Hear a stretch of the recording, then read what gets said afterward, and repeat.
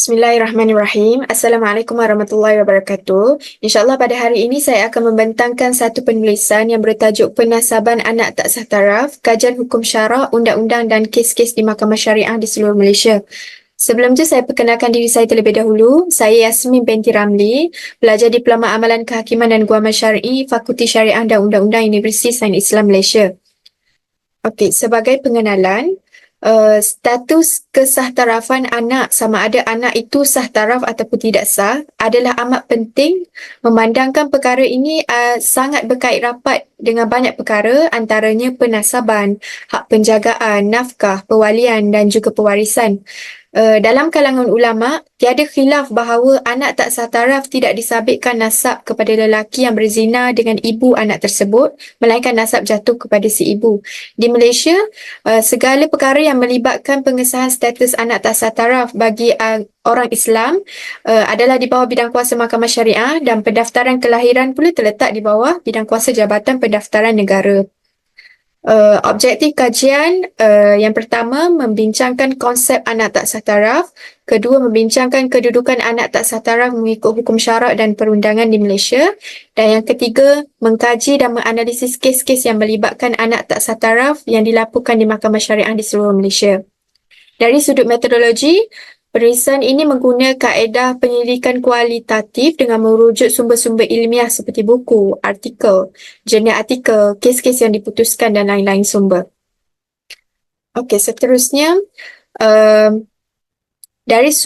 bagi konsep anak tak sah taraf, penulisan ini merujuk menyentuh konsep menurut syarak, fatwa kebangsaan, pandangan ulama dan juga enakmen Undang-Undang Keluarga Islam. Menurut Muzakarah Jawatan Kuasa Fatwa Majlis Kebangsaan kali ke-44, anak tak sah taraf ini merujuk kepada anak yang dilahirkan di luar pernikahan akibat hasil daripada perbuatan zina atau rogol, dan anak berkenaan bukan daripada persetubuhan syubhah atau bukan daripada anak perhambaan. Penulisan ini juga mengambil pandangan Syekh Wahbah Az-Zuhaili yang menakrifkan anak tak sah taraf ini merujuk kepada anak yang dilahirkan oleh ibunya hasil daripada jalan yang tidak syar'i ataupun hasil daripada perbuatan yang terlarang.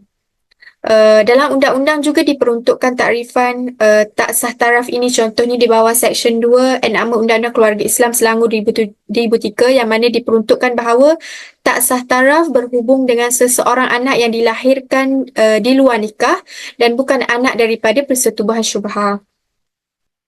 Okey, seterusnya berhubung usia kelahiran pula. Jawatan Kuasa Fatwa Majlis Kebangsaan telah sepakat usia anak tak sah taraf yang dilahirkan kurang dari 6 bulan 2 lahzah mengikut takwim kamariah daripada tarikh tamkin.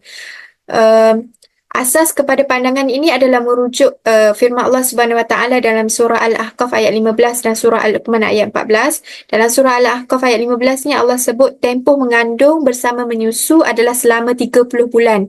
Sementara dalam surah Al-Luqman ayat 14, Allah menegaskan tempoh menyusu selama 2 tahun, iaitu 24 bulan. Kalau dilihat, ini berarti mengikut kaedah berkenaan tempoh terbaki iaitu 6 bulan merupakan tempoh minimum bagi mengandung. Berkenaan usia anak tak sah taraf, pandangan-pandangan daripada mazhab fiqh juga ada meletakkan tempoh tertentu sebagai tempoh tahap maksimum tempoh mengandung bagi memastikan sama ada seseorang itu anak tak sah taraf ataupun tidak. Mazhab Hanafi meletakkan tempoh maksimum kandungan adalah 2 tahun dari saat persetubuhan dan kelahiran anak. Manakala menurut pandangan mazhab Syafi'i, Hambali dan sebahagian besar ulama Maliki berpendapat bahawa tempoh maksimum kandungan adalah selama 4 tahun, dan ulama telah bersepakat bahawa tempoh minimum suatu kandungan adalah dalam tempoh 6 bulan. Oleh itu, mana-mana anak yang dilahirkan kurang daripada 6 bulan akan dikira sebagai anak tak sah taraf. Seterusnya, dalam enakmen Undang-Undang Keluarga Islam Negeri Selangor 2003, ada diperuntukkan mengenai anak tak sah taraf ni. Contoh yang kita boleh lihat dalam Seksyen 2 menyentuh mengenai definisi. Seksyen 111 pula menyentuh mengenai siapa yang dikait sebagai bapa, dan Seksyen 86 memperuntukkan bahawa penjagaan anak tak sah taraf adalah semata-mata pada ibu dan saudara mara ibu. Di Malaysia, setiap kelahiran termasuklah anak tak sah taraf mestilah didaftarkan melalui Jabatan Pendaftaran Negara dan tertakluk kepada Akta Pendaftaran Kelahiran dan Kematian 1997. Amalan di JPN sebelum tahun 2009, JPN tidak meletakkan untuk bagi anak tak sah taraf ni, JPN tidak meletakkan nama bapa dalam sijil kelahiran anak walaupun ibu bapa tersebut mengaku bahawa anak tersebut adalah anaknya. Pihak JPN akan mengosongkan nama bapa dan mencatatkan tidak diketahui di bahagian maklumat bapa sebagaimana Seksyen 13 Akta 299 tadi. Tetapi amalan ini telah dibatalkan berikutan pematuhan Seksyen 13A Akta 299. Namun, Seksyen 13A ini adalah tidak terpakai kepada kaum Melayu dan juga India yang beragama Hindu berikutan mereka tidak mempunyai nama keluarga. Okey, seterusnya berhubung bidang kuasa. Mahkamah Tinggi Syariah adalah mahkamah yang mempunyai bidang kuasa untuk mendengar kes mengenai anak tak sah taraf ini sebagaimana yang diperuntut Seksyen 61-3-B Enakmen Pentadbiran Agama Islam Negeri Selangor 2003 dan juga enakmen di negeri-negeri lain. Di Mahkamah Sivil pula melibatkan semakan kehakiman bagi penasaban anak orang Islam dan juga permohonan kesahtarafan anak orang bukan Islam. Okey, seterusnya, penulisan ini juga menganalisis beberapa kes permohonan penasaban di Mahkamah Syariah mengikut beberapa klasifikasi. Yang pertama, kesahtarafan anak yang lahir kurang dari 6 bulan 2 lahzah mengikut takvim Kamariah daripada tarikh tamkin. Contoh kes di Selangor iaitu kes MRH lawan SN tahun 2018 dan juga kes WNHA lawan MSI tahun 2018 juga. Dalam kes ni, mahkamah putuskan untuk tolak permohonan penasaban anak tak sah taraf tu berpandukan fatwa fuqaha mazhab Syafi'i yang melarang menasabkan anak yang lahir kurang dari 6 bulan dengan lelaki yang menyetubuhi ibu kepada anak tersebut. Mahkamah juga merujuk kepada fatwa kebangsaan dan juga fatwa negeri Selangor itu sendiri yang mentakrifkan anak tak sah taraf sebagai anak yang lahir kurang dari 6 bulan 2 lahzah mengikut takvim Kamariah daripada tarikh tamkin dan yang mana tidak boleh dinasabkan kepada lelaki, anak tersebut tidak boleh dinasabkan kepada lelaki yang menghamilkan wanita tersebut. Begitu juga dalam kes di Terengganu, kes Muhammad Faizul bin Zainal lawan Suhaila Yusof tahun 2014. Dalam kes ni, defendant membuat pengakuan bahawa dia telah mengandungkan anak-anak tersebut akibat daripada hubungan luar nikah.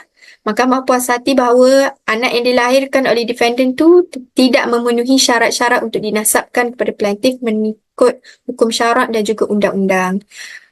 Namun diperlis pada tahun 2013 dalam kes Amri bin Abdul Rahim lawan Aspini Saad, mahkamah dalam kes ni memutuskan berdasarkan kepada peruntukan dalam Enakmen Undang-Undang Keluarga Islam Perlis dan menolak fatwa Perlis yang diwatakan pada tahun 2012 yang membolehkan anak yang lahir kurang dari 6 bulan dinasabkan kepada bapa yang mengahwini ibunya. Tapi pada tahun 2022 yang terbaru, kes Muhammad Irham Muhammad Zabidi, perayu berhujah untuk menasabkan anak menggunakan pakai fatwa Perlis. Namun mahkamah putuskan mengikut hukum syarak dan peruntukan di Seksyen 2 Enakmen Undang-Undang Keluarga Islam Perlis 2006 dan memutuskan bahawa anak tersebut sebagai anak tak sah taraf. Okey, seterusnya, bagi kesahtarafan anak yang lahir selepas 6 bulan 2 lahzah mengikut takvim Kamariah dari tarikh tamkin. Kami merujuk kes Nur Zaini binti Alias lawan Muhammad Sharif bin Muhammad Taib 2006. Ni kes Negeri Sembilan. Anak yang dikandungkan oleh plaintiff ini selama 9 bulan lebih mengikut tahun Masihi dan ia melebihi tempoh minimum mengandung iaitu selama 6 bulan Kamariah. Tempoh tersebut diambil kira. Mahkamah berpandangan berkemungkinan plaintiff mengandung hasil persetubuhan pada malam pertama. Oleh itu, mahkamah berpendapat syarat-syarat untuk anak yang dilahirkan oleh plaintiff dinasabkan kepada defendant telah dipenuhi dalam kes ini. Okey, seterusnya, kesahtarafan anak yang lahir dari persetubuhan yang syubhah, wati' syubhah. Kami merujuk kes Nagira Begum lawan Rajul Ali tahun 2006. Mahkamah berhujah dengan merujuk kitab Al-Ahwa Asy-Syakhsiyah yang menyebut apabila lahir anak akibat daripada persetubuhan syubhah yang berlaku di dalam akad pernikahan yang fasik batal atau syubhah yang berlaku bukan kerana akad nikah yang terbatal boleh dinasabkan kepada lelaki berkenaan jika kelahiran anak itu berlaku 6 bulan selepas persetubuhan syubhah. Okey, seterusnya bagi kes-kes di mana mahkamah benarkan pengesahtarafan anak bagi tujuan pentadbiran. perundangan selain daripada yang melibatkan hukum syarak. Penulis merujuk kes di Terengganu iaitu kes Zafrin Zuhaimi bin Fauzi tahun 2013. Dalam kes ni, anak lahir kurang 6 bulan dari tarikh tamkin. Namun mahkamah putuskan untuk nasabkan anak tersebut kepada bapa mengikut undang-undang atau peraturan-peraturan keduniaan. Tetapi pemohon terhalang daripada menjadi, bapa ni terhalang daripada menjadi wali kepada anaknya dan kedua-duanya tidak boleh saling mempusakai. Namun berbeza, namun dalam kes Hamid Ismail lawan Nurjana Abdullah, Mahkamah Rayuan Syariah dalam kes ni membatalkan prinsip penghakiman dalam kes Zafrin Zuhaimi sebelum ni. Mahkamah putuskan penasaban anak tidak sah taraf kepada bapa biologinya untuk tujuan perundangan, pentadbiran keduniaan semata-mata akan lebih mendatangkan kemudaratan kepada kepentingan awam. Walaupun wujudnya kepentingan khusus pada anak tersebut, anak tak sah taraf tersebut, tetapi keutamaan hendaklah diberikan kepada memelihara kepentingan awam. Okey, yang terakhir semakan kehakiman di Mahkamah Sivil. Kami merujuk kes Muhammad Izzat lawan Jabatan Pendaftaran Negara and Anadis tahun 2017. Dalam kes ni, mahkamah tolak permohonan pemohon untuk pindah bin kepada bapa. Mahkamah putuskan bahawa JPN telah sewajarnya merujuk kepada prinsip undang-undang Islam berkenaan kesahtarafan anak dalam proses pendaftaran kelahiran anak-anak orang Islam. Walaupun Seksyen 13 Akta 299 memperuntukkan bahawa nama keluarga bapa boleh dimasukkan untuk anak tak sah taraf, namun ianya tidak terpakai kepada orang Islam. Seterusnya dalam kes Jabatan Pendaftaran Negara and Others lawan Echai tahun 2020, Mahkamah Persekutuan memutuskan bahawa sah taraf seorang Islam adalah satu bidang yang mana Badan Perundangan Negeri, satu bidang di bawah Badan Perundangan Negeri. Dalam kes ni kerana responden kedua dan ketiga beragama Islam dan berkahwin di bawah Undang-Undang Islam dan kelahiran anak tersebut berlaku di Johor, maka mereka tertakluk kepada Undang-Undang Islam yang didapati di negeri Johor. Okey, kesimpulannya, Mahkamah Syariah, Mahkamah Sivil akan merujuk kepada hukum syarak, enakmen serta fatwa negeri, fatwa kebangsaan dalam menentukan status dan penasaban anak tak sah taraf. Telah menjadi satu prinsip atau perundangan yang disepakati di Malaysia bahawa seseorang anak hanya boleh dibinkan atau dibintikan kepada bapanya yang sah menurut hukum syarak. Perundangan dan Mahkamah Syariah di Malaysia juga mengikuti jumhur fuqaha bahawa anak yang lahir kurang daripada tempoh 6 bulan selepas perkahwinan, maka anak tersebut tidak sabit nasabnya dengan suami kepada ibunya. Pengecualian di negeri Perlis yang mana peruntukan enakmen dan fatwa yang diwatakan adalah saling bercanggah serta pendirian dan pendapat mufti Perlis yang berbeza dari negeri lain. Seterusnya, bagi kes Watik Syubhah pula, penasaban kepada bapa ada dibolehkan dan dibenarkan. Oleh yang demikian, sekiranya terdapat permohonan untuk membinkan atau membintikan anak tak sah taraf dengan nama bin Abdullah atau bapa biologi di JPN, maka permohonan pengesahan nasab turut perlu dibuat di Mahkamah Syariah yang berbidang kuasa untuk mendengar dan mengeluarkan perintah yang berkaitan. Perintah yang dikeluarkan oleh Mahkamah Syariah ada terpakai kepada orang-orang Islam kerana ia adalah mahkamah yang berkompeten dari segi undang-undang negeri dan perlembagaan. Itu saja daripada saya. Terima kasih.